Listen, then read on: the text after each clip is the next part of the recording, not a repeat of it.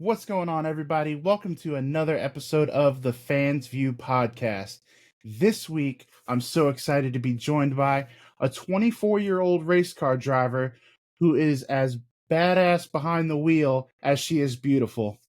Thanks to the wonderful people at Venturini Sports, I want to welcome on everyone's favorite Buzzballs spokeswoman, Taylor Reimer. Taylor, how are you doing? Hi, I'm good. Thank you for having me. How are you? I'm good. I'm good. Trying to dodge a hurricane down here in South Carolina, but other than that, everything's good. I feel that it's quite rainy outside here too. We're just gonna jump right in. You've had a pretty phenomenal 2024. You've had several wins, top 10 finishes. What do you think's been a factor, as far as your success this year? Yeah, just honestly being surrounded by really good people. I got the opportunity to run for Leaf Falk Racing. I had the chance to test for them a couple years ago, and everyone at Toyota has been such good support system, and just we've had a really good year so far. I'm glad how things have been going. Coming from dirt background, I haven't raced any pavement at all before this year. So coming into the season, we were kind of, open minded on how the season was going to go. I wanted to progress as fast as I could as, I try and make my way to NASCAR. And Right. just being surrounded by really good people. And yeah. I Great answer. For those that don't know, obviously this year you've competed in about 31 events, 3 wins, 12 top 5s, 23 top 10s. You've had a first place finish in Hickory at Hickory Motor Speedway. Another victory at Tri-County on September 7th, the day after my birthday, for those that are keeping score at home. Happy belated. Um, Thank you. You've made 2 ARCA starts where you fared pretty darn well. I think you had a third and a 7th place finish.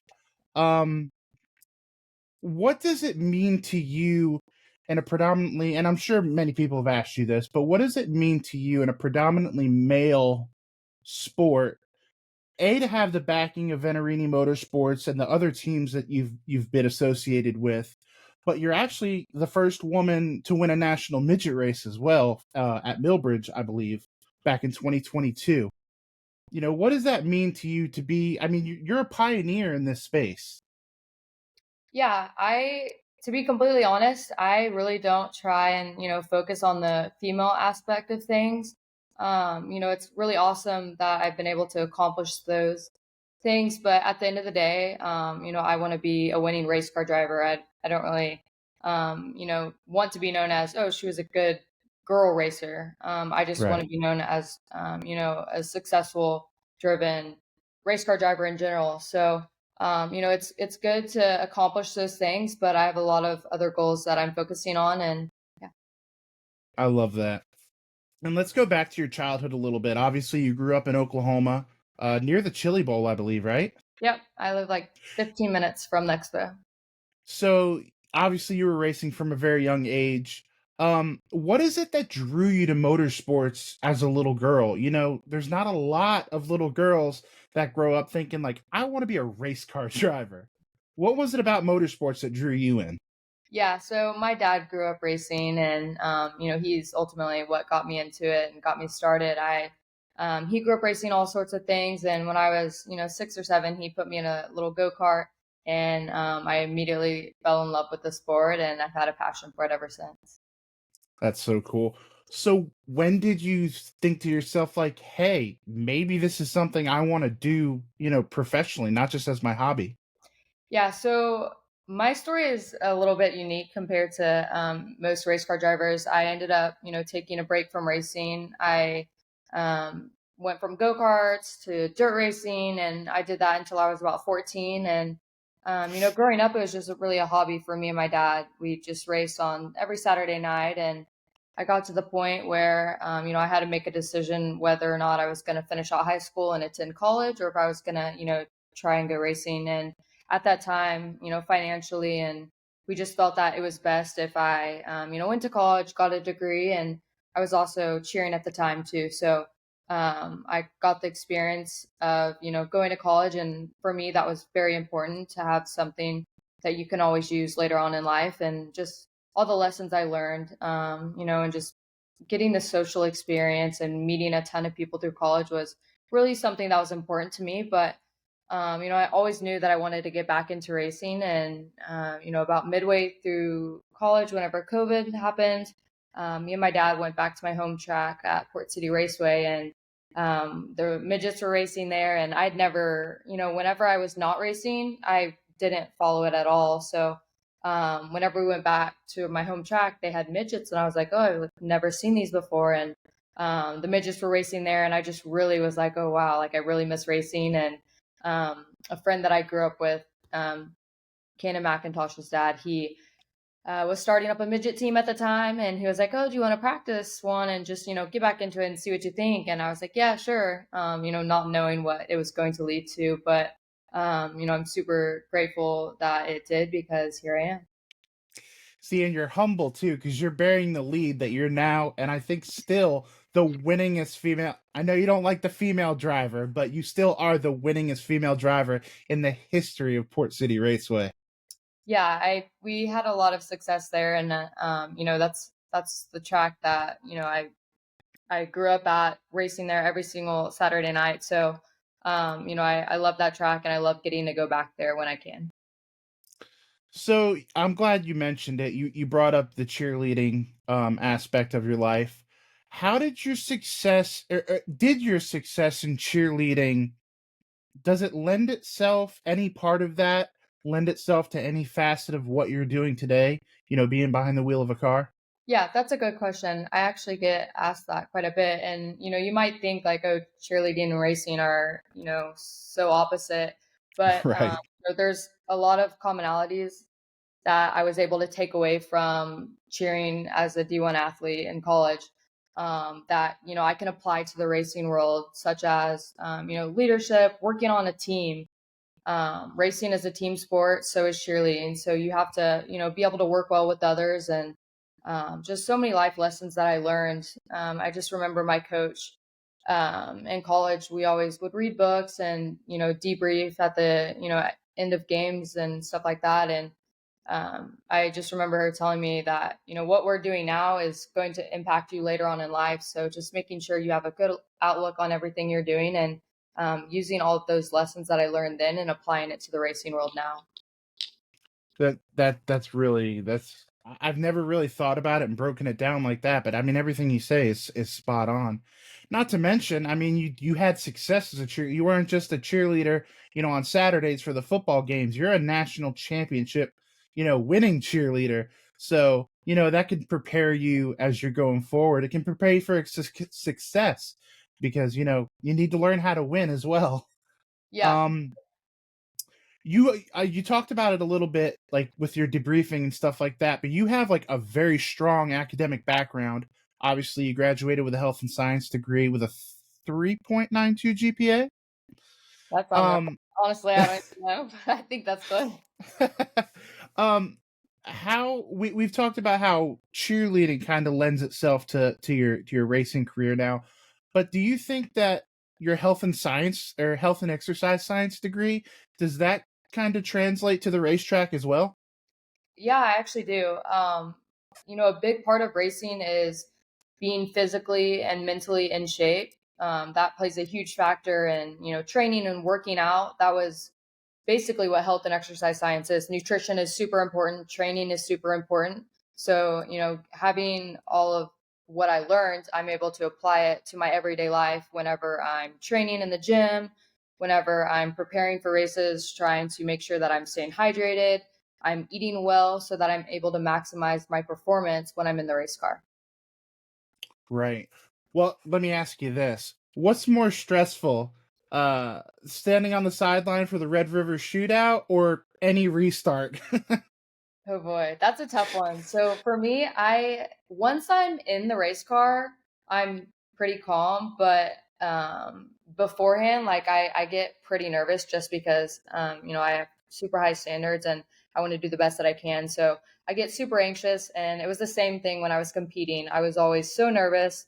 I just get super stressed out and worried about, how was I going to compete, and cheering and stuff like that. So that's a tough question. They're both pretty exciting. I would say probably It just depends because it depends on the circumstance. For like, I would say once I started racing midgets for a while and I got used to it and I was running, every single weekend for the same team, you create a bond with these people and you're able to, I get more relaxed and I'm more Right. comfortable. So then moving over to asphalt, it all started over again. I was always super Right. nervous for, qualifying and for the race just because it was unknown territory essentially. So now that, I've gotten several starts on pavement, I don't get as nervous, but I still get the butterflies in my stomach. Well, of course you would. I mean, if you're not, you're doing something wrong, right? And I'll throw a little horns down for you. Thank you. Um, balancing academics, like I said, you did get a degree, cheerleading, a racing career. That has to be demanding on anyone, let alone a 24-year-old woman. You know, that's insanity. Um, Not only were you a full-time student, like I said, you're a national championship winning cheerleader. What advice would you give a young athlete that was trying to manage multiple passions like you did? Yeah, that's a good question. I would just say it all comes at the end of the day, comes back to, what you want to do in life. And if you're passionate about something, I'd say, go for it. Throughout college was not easy for me. I had to study for all of my grades. I wasn't just handed good grades. I worked really hard, and that's the biggest thing. As long as you're working hard, it'll all pay off in the end. So just, staying focused, being driven, and um, doing the best you can each week, and it'll all work out. You are such a great segue queen. You have just no idea. My next question, you're known for your perseverance. What keeps you motivated? Everybody can, it's easy when you're winning. What keeps you motivating during the tough times, both on and off the track? That's also a good question. That's a hard one. I personally, honestly, struggle with that. I think in racing, it's really, really hard because we all have one common goal, and that's to win. And each race, it's only one person. Right. Whereas, like when you're cheering, it's a whole team. So it's just tough because we all have the same goal. We all want to win, and oh man, you just have to stay focused, and you can't let your lows get too low and highs get too high. I know a lot of people say that, but at the end of the day, I I just try and do the best that I can, and on and off the track, make sure that I'm representing my team well, representing my sponsor as well as Cocktail Toyota Racing, just making sure that I'm representing everyone at the highest level. That's a great answer as well. And you spoke about your team a little bit. One of the teams that you work with, obviously, is Venturini Motorsports. What is it about Venturini that makes it stand out as compared to all the other teams that you work with and have worked with in the past? Is there something about Venturini that's special in the NASCAR community? Yeah, so I've only gotten to race with Venturini 3 times. I had one start last year and two starts this year. But just based on their background, they build champions. Billy Venturini always talks about that and always posts it on social media whenever a driver that came through Venturini pipeline, he quotes their truck wins and it's like we build champions. So for me, it's just the success that they've had in the past, and I just getting to work with them. They're a really good team and great people, and looking forward to hopefully getting to run with them some more next year. Awesome. And you brought up Billy Venturini. He's actually one of the big time players behind the scenes as far as TRD, the Toyota Racing Development Program, which you are a part of. How challenging is that grind day to day, especially at that level? You don't get the attention and the accolades that the cup drivers get or even the truck series gets. Um, what's that grind like at that level?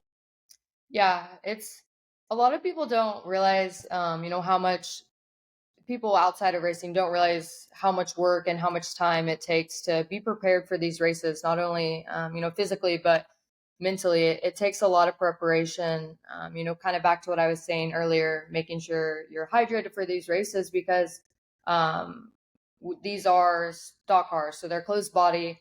In the heat of the summer, your heart rate gets super high. It's super hot inside the car. It can get up to like 110, 120 degrees, and you're in there Wow. for hours at a time. So it really physically does take a toll on your body, and just making sure that you're prepared beforehand.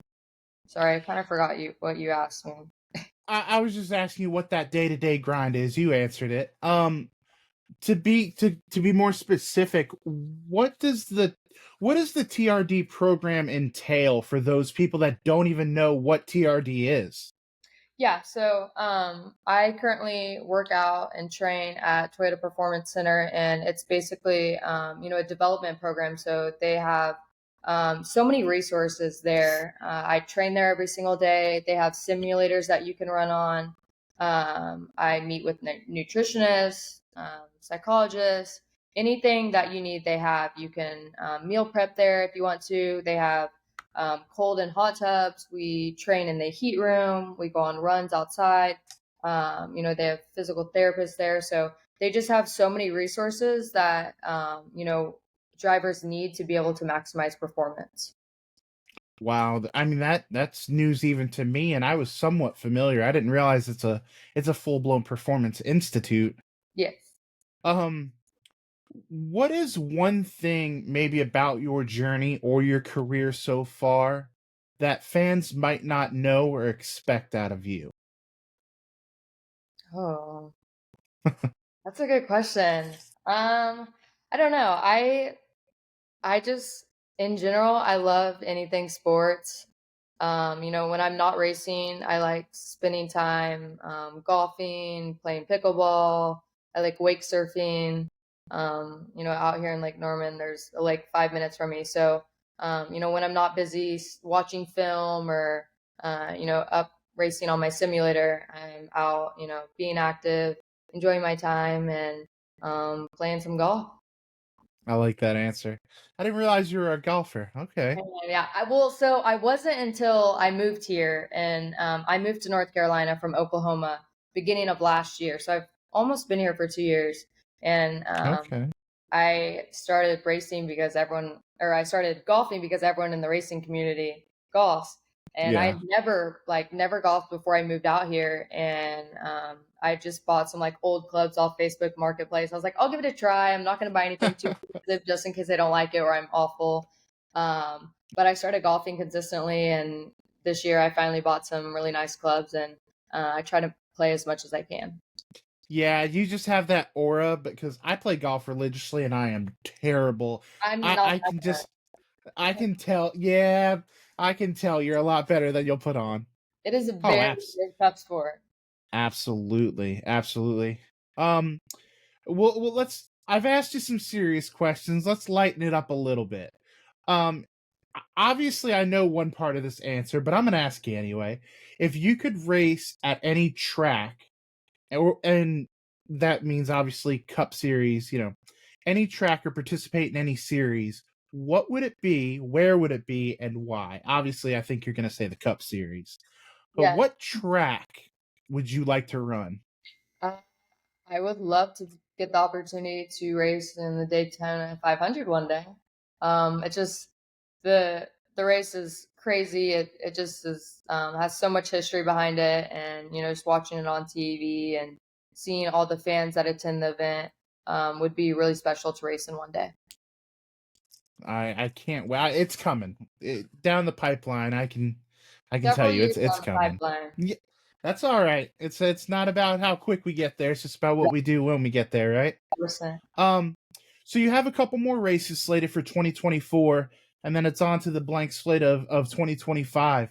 What are some of your goals for the end of this year, and then maybe what are we looking at going into next year? Yeah, so for the end of this year, we only have 3 races left on the season. Actually, now 2 because we got rained out already for this weekend, which is on Saturday. Hopefully they add in another race. But my goal for the last 2 was to win the races. We've had some really good success here at the end, and all throughout the season, we've definitely had some really close seconds. So I think that we're capable of winning the last two. And going into 2025, my goal is to run some more late models. I'm going to try and run some pro lates and late model stocks. I'll try and do about 20 of those. And then I'm going to try and do 5 ARCA races on pavement if I can get the funding. Okay, yeah, and that was going to be my next question. Are we going to see you, make some more ARCA starts? Because I think that's really what people want to see is you in that ARCA series. Yeah, 100%. That's the goal for next year. I'm gonna try and run 5 if I can get the funding to do so. I would be super grateful for the opportunity to do that, and I think it'll definitely benefit me. Awesome, awesome. Okay, so here at the Fans View, we've gotten all the work out of the way. I like to ask every guest the same thing. You're obviously a Okie, you're an OU alum, so I'm going to put you on the spot, and I'm going to ask for your 4 top Mount Rushmore selections of, I was going to say Oklahoma athletes, but I'll expand that to any famous alumni. Okay. So they had to graduate from the University of Oklahoma? They didn't have to graduate, like you could say Kyler or people like that, as long as they attended. I was gonna say Baker Mayfield. Oh, yes. Obviously, can't forget about him. My wife's going to love that answer. They might all of these answers are gonna be football. That's okay. That is okay. Baker Mayfield, obviously Kyler Murray. CeeDee Lamb, he's a little bit of an underdog, but he's playing for the Dallas Cowboys now, I think. All I can think about is football. I'm not good with famous people. I struggle to forget or to remember, I guess. That's all I got. I don't know many famous people. I'll give you Caleb Williams. We'll round it out with Caleb Williams. Yeah. We'll just stay on football. Who was the quarterback when you were there? So we had Kyler Murray. Okay. Baker graduated the year before I came. So we had Kyler, I had Spencer Rattler. I think I had Caleb maybe for a season or maybe for partially. Yeah, he probably spent his freshman year. What year did you graduate? I had Kyler the first 2, I believe, 2022. So at the end, I had Spencer and Caleb. Yep. Man, you had some stout quarterbacks. Yeah. And the question I love to ask everyone, and you could be as deep with this or as not deep with this as you want to be. At this stage of your life, you're a young woman, you're early in your career still, but at this stage of your life and your career, what does success mean to you? Ooh, success to me, I think everyone always immediately goes towards winning races, winning the most races. Obviously, winning is super important to me, and that is, highest up on the goals. But also, at the end of the day, I want to, just be a role model for up and coming drivers that, may be hesitant about getting in the sport, especially younger females. So just being a role model to other people and, just being kind and leaving the place better than I found it. That's such a great answer. I was already a fan of you, but an answer like that really makes it easy to be a fan. I think a lot of people feel the way I do. And then my last question for you, the most important question. Obviously, Buzzballs is a big part of your brand. What's your go-to? My favorite is the classic Limerita. It's basically just a margarita, but it's the classic one. It's my favorite for sure. Have you had them?